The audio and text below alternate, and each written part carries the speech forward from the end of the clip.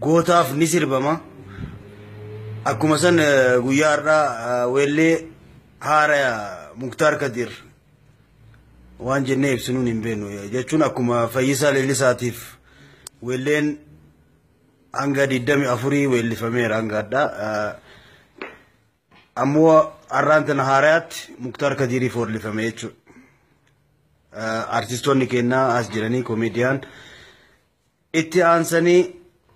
weellee isaanii haa dhageenyu weellee Muktaar Kadiriif weellifameedha jechuudha.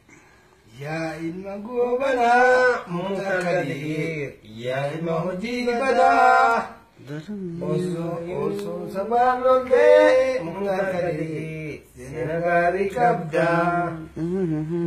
osoo sabaan lollee Muktaar Kadir seena gaarii qabdaa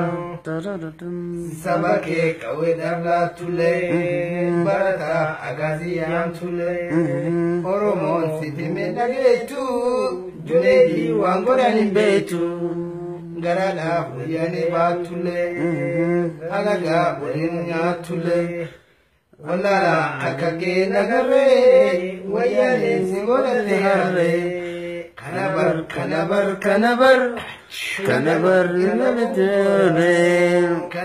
kadhannu forever tan tan tan taran takka sabaaf hojjettee beeyta no never saba diina wajjiin sabatti duulte yes ati dhugaa Oromoodhaa sila no never mee haqabaas ati kulloodha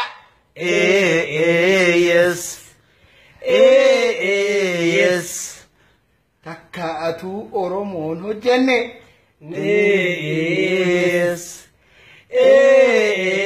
yes amma jibbamtee bakka seentu dhabde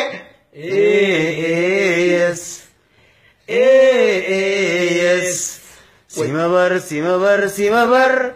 Simabar kaduge Oromo bar